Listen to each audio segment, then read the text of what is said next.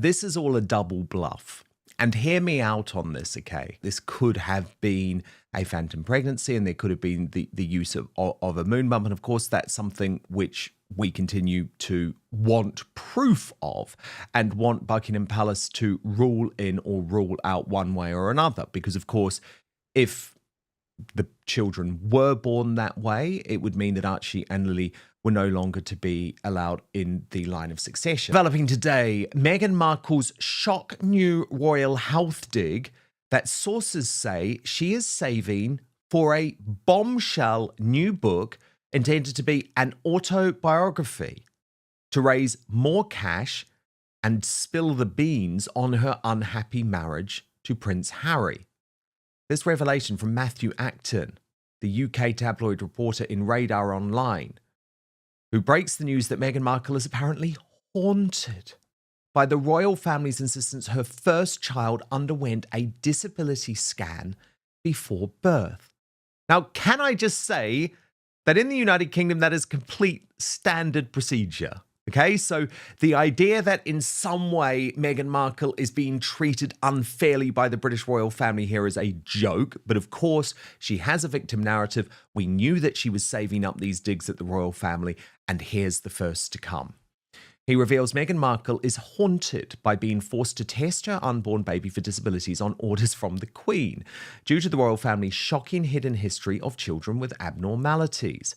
Radar Online can reveal the Duchess of Sussex had to endure, oh, poor woman, testing for chromosomal abnormalities before announcing she was pregnant with her first child, Archie.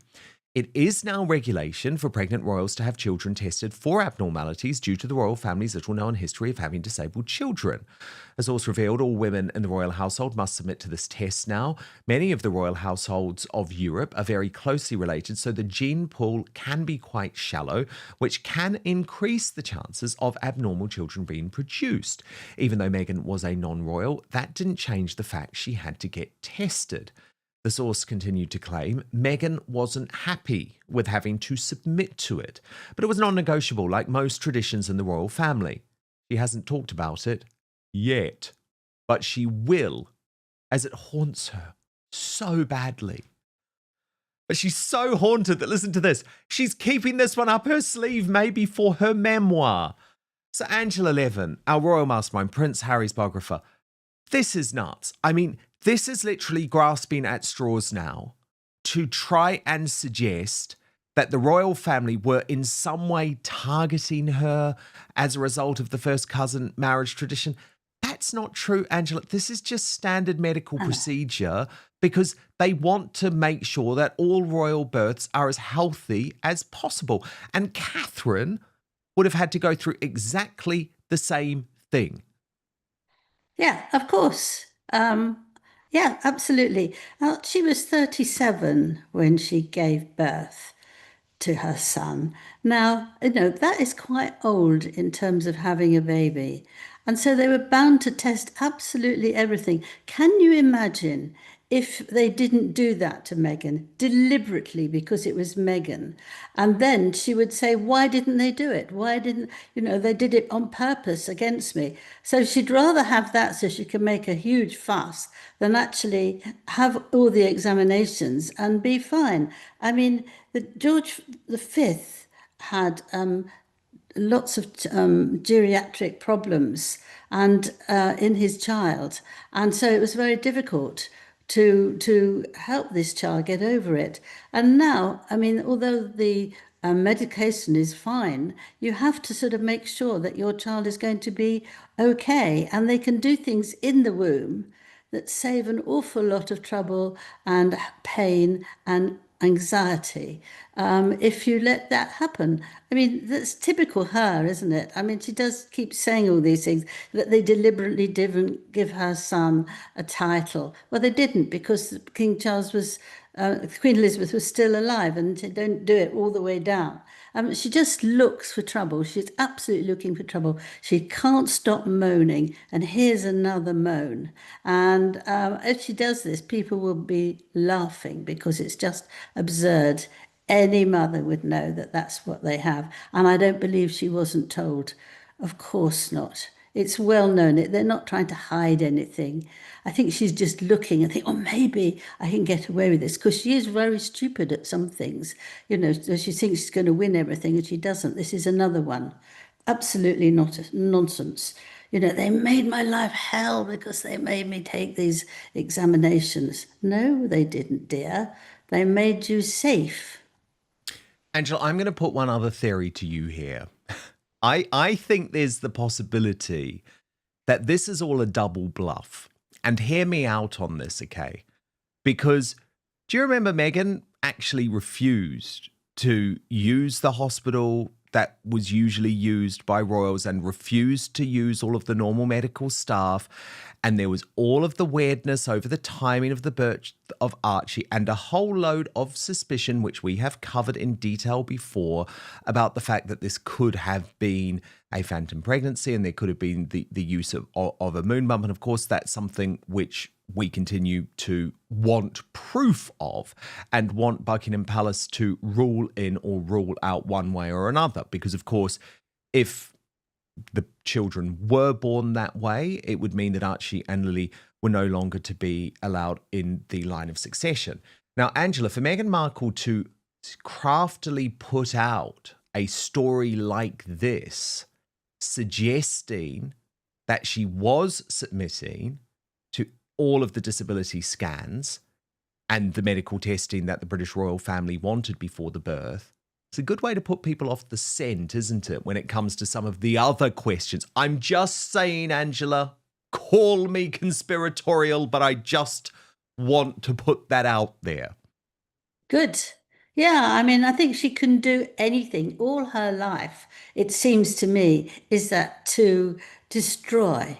And she destroys with very, very small things, or she changes things, or she's upset about something, and then she quickly changes it. She's somebody else then, then she's crying. And then she's not really crying for everyone. She wants the cameraman to take her picture. So, dab, dab, dab, dab, it's not real. She can just do that because she's an actress. And I think she does these things to get attention. If only she can get attention 24/7. That is terrible. There we are. Oh, dear. Oh, yeah. And Angela, there just happened to be a damn photographer there in front of her, didn't there? Just happened. It's always coincidence when she happens to be somewhere. There's a photographer there. Oh my goodness, because she doesn't like pictures. She wants to be left privately, and Harry certainly doesn't. And then, whoops, up they jump.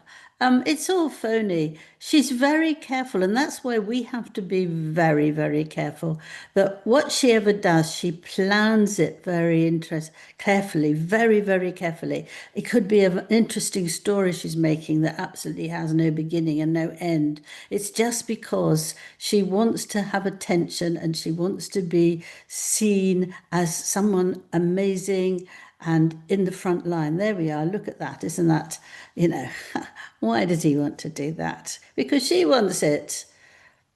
And who cares if she wants to have a little tear, so what? Totally. But that's why, Angela, I'm just posing some questions about this story because I don't trust her. And absolutely, that was fake crying, Angela. And when you're using your friends and the loss of their son to do a one tear, left eye, go and start crying, it's like, oh my God, you're plumbing to such depths.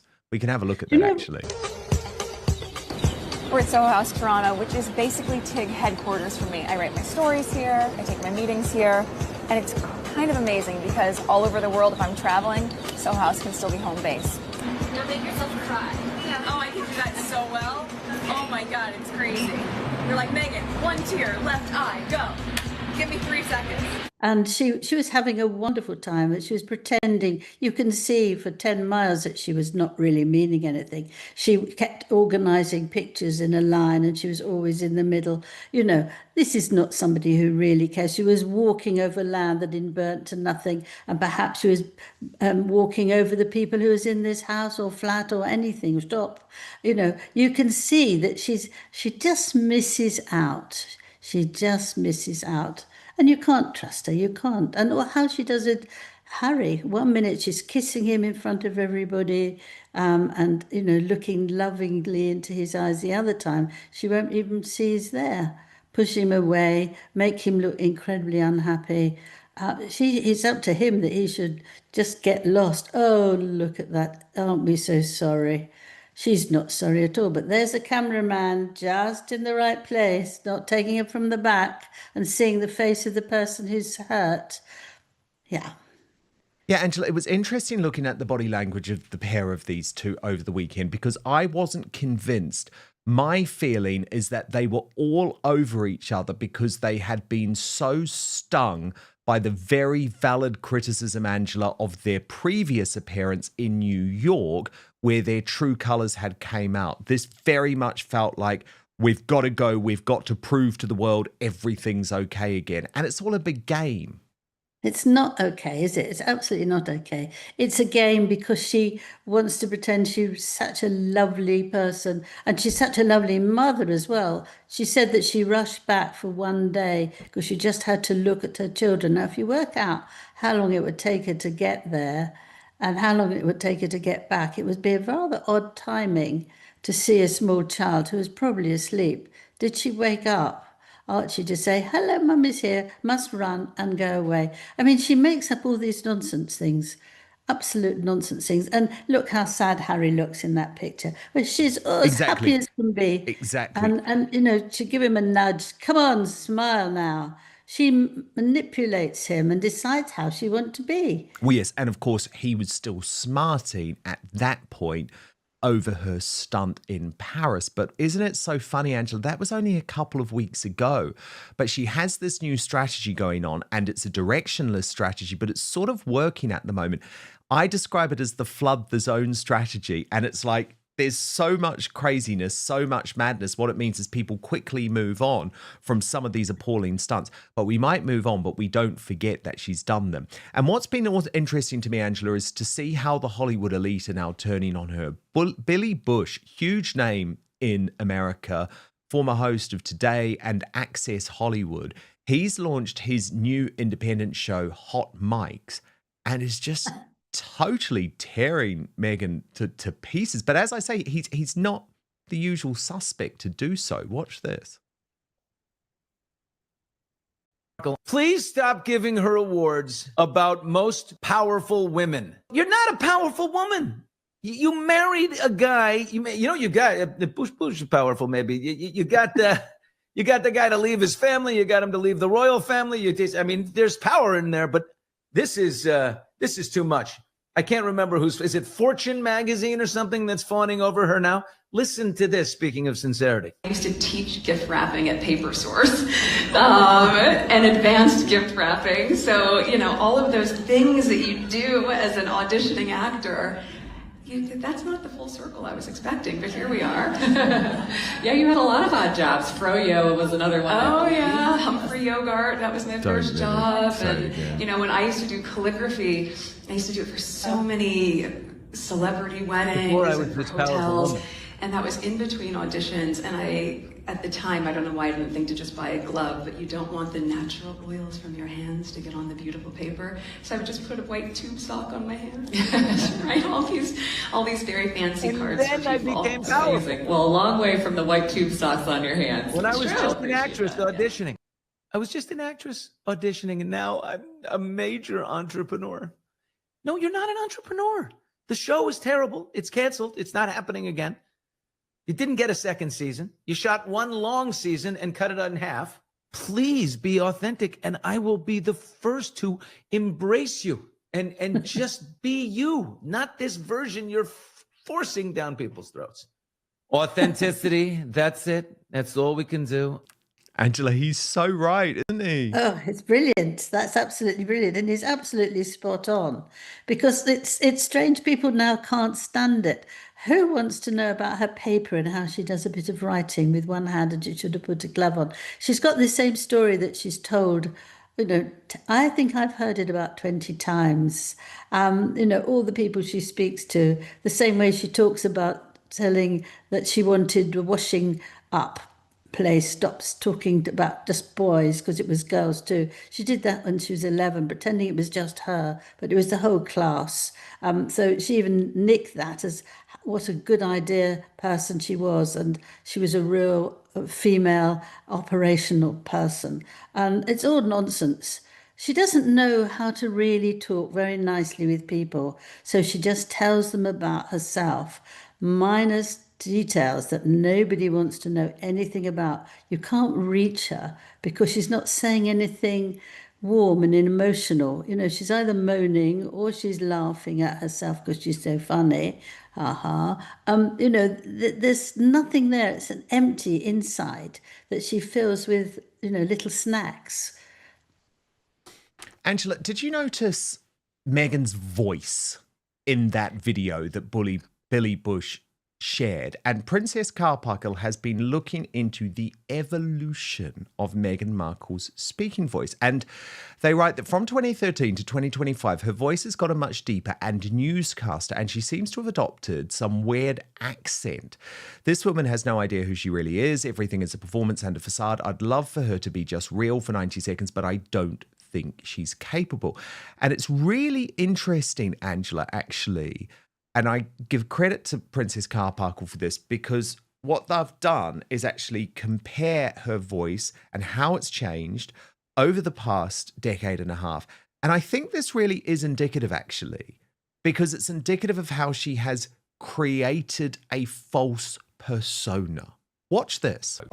Rachel is the paralegal at the firm, but she's sassy and intelligent, incredibly confident, has this encyclopedic knowledge of the law, and is incredibly valued at the firm. She's also the love interest for Mike Ross, and we ended season 2 with a bit of a saucy finale, definitely for Rachel. And so we're starting season 3 now, which will begin airing July 16th. It's pretty exciting. You know, when Dove reached out to me, it was so, as I was saying to you, it's just so easy for me to jump on board with this, because their whole campaign right now for self-esteem is inspiring confidence in young women. And I think it's timely right now, the conversation of feminism and women feeling empowered, but to plant those seeds starting really young. And any job, if you're working with the same people that closely for now 5 years of your life, yes, of course we're a family. We've grown up together.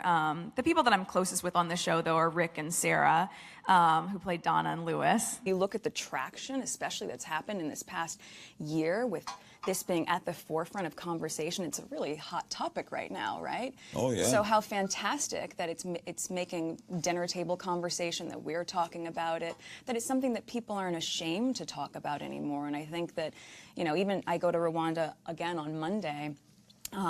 I don't think that I would call it a whirlwind in terms of our relationship. Obviously, there have been layers attached to how public it has become. It's about being authentic. And if you look back at anything that I've said, it's really interesting, because it often what ends up being inflammatory, it seems, is people's interpretation of it. But if you listen to what I actually say, trajectory to look like. But I think, you know, and all the contracts and logistics surrounding it have really set up what the future can look like together, and being mindful of the movements of that. There are a lot of surprises still with the series that we'll be able to share later this year, obviously season 2 coming. But I think what's really exciting about it is it's the evolution of the partnership that we've had with Netflix for so many years. Is there a business here? And I think it was probably most people's assumption that if I was going to go into business, it would be fashion or beauty. But those 5 years at home, I wasn't running around wearing beautiful outfits. I was probably in Birkenstocks and sweats like the rest of us, especially during COVID, or just barefoot at home. But I was making a lot of jam. Angela, I still just laugh at that final Fortune clip when she says, oh, you know, I was thinking of getting into fashion and beauty, and the audience literally laugh at her. That, like, what? What are you on? But I mean, Angela, there has been a change, and I believe this is purposeful. She's a character actress. We don't know the real Meghan Markle in public, because we know what the real Meghan Markle is like behind the scenes. And I think her speaking voice is part of this character that she's developed. But what do you make of it?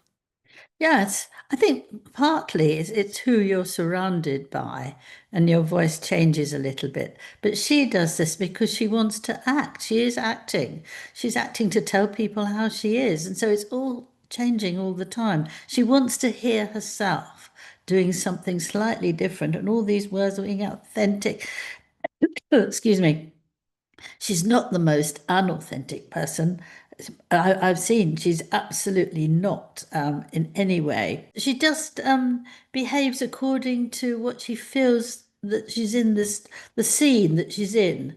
You know, open the curtains, scene 3, and so she starts saying something about herself, and then she's looking at the person who's asking her questions. Then she'll do it in another way that I'm very superior to you, my dear. But I will say it simply. It's all phony. Totally. The other thing that was phony, which people have done great detective work, Angela, is when Amazing what they do. I know. Amazing. I love this crew. Yeah. Is that she boasted about, the time that she was at home, Angela, and has completely rewritten this era of her life as if she wasn't doing anything, as if she wasn't trying to get attention and everything over COVID. And what's really interesting is juxtaposing her words over the pictures of what she was actually doing over that period. Watch this. Assumption that if I was going to go into business, it would be fashion or beauty. But those 5 years at home, I wasn't running around wearing beautiful outfits. I was probably in Birkenstocks and sweats like the rest of us, especially during COVID, or just barefoot at home. So my family had just moved to California. We were staying in our friend's home. And because it was the pandemic, I kept ordering boxed hair dye. And I thought, I'm going to look just like she does on the box. And instead, it was this very inky, almost Elvira-esque. So, Angela, just another lie. Oh dear. But she laughs at what she's saying. That's another thing she does. So she encourages other people to laugh. But I'm afraid nowadays that they don't, because they don't think it's funny at all. Also, she spent a fortune on her clothes for the first 2 years after her wedding. She just, I think, twice as much as what Princess did. She She's such a liar, isn't she? She's just Totally. such a liar. Total liar. Absolutely.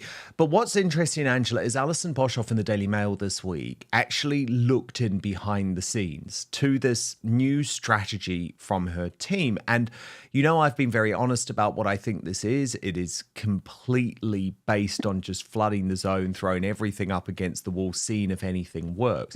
But this reporting from Alison Boshoff, I enjoyed it actually because it backs all of that up. Here's the headline: insane, thoughtless, and directionless. The Sussexes are spiraling. Let me take you through this report. Alison Boshoff writes, while I've been told the Duchess is intent on building up her relationship with the venerable Condé Nast magazine Vogue and does have a fashion magazine cover in the pipeline, it is not with Vogue, but it is rather with Harper's Bazaar. That will be her first major magazine cover, of course, since Vanity Fair.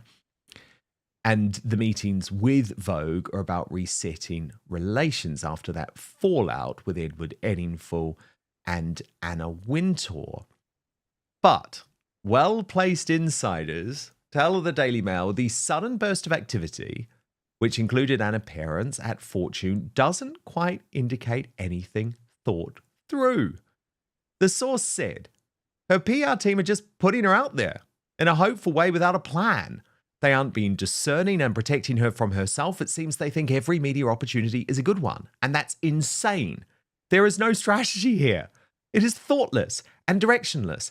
One day she's in Paris at the fashion show, positioning herself in that world. And then she shows up in Washington with Fortune magazine and wants to be regarded as a female founder. But she's got nothing to launch, nothing to announce, and nothing to say. It's a mess. The Sussexes seem to be spiraling. They are throwing spaghetti at the wall and seeing what sticks. I don't understand why she would do a magazine cover when she has nothing coming out. It is evident that either she isn't being advised properly or else she isn't listening. Honestly, whoever is in charge shouldn't even be putting this stuff in front of her to protect her from herself. And Angela, I thought, bullseye. That source has got it in one. This is a disaster. But it is true Meghan doesn't listen to anyone. This is her strategy. We have to stop blaming the staff, Angela, okay? The staff have tried with Meghan Markle non-stop for a decade now. Can we stop blaming the staff? Everything that we see now, all of the lack of direction, all of the reinventions, all of the failures, this is Meghan, okay? Stop blaming the staff. This is on her at this point. This is Meghan without a product, isn't it, though? It's absolutely Meghan who hasn't got anything to sell or to say, but she thinks if she keeps on being in the public eye, then something will click. But it won't. I think she's had it now. It's very interesting because the Vogue editor, Edward Enninful, who she knew for a while, she was not on the cover, choosing very good women. And she really liked him until she didn't, because he didn't want her to change all the Vogue because it was his job.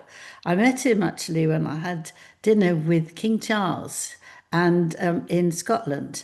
And I asked him how he got on with her. He was very polite afterwards, but he didn't really say anything particularly good. But she's trying to get him now together because he's doing another magazine, and she'll try and sort of schmooze him to see if she can be in it. But I think he'll be very careful. He won't want her telling him what to do. Absolutely not. People forget about that she's absolutely hopeless, and they start a little bit and then they realize, oh, not this woman, she doesn't know anything and she wants to just do it all her own. Totally. And the strategy is not working. I'm just looking forward to when she has to do this, Angela, with no Duchess title whatsoever and no princess either. I cannot wait for that. Won't work, will it? It No, won't work. absolutely About time not. too.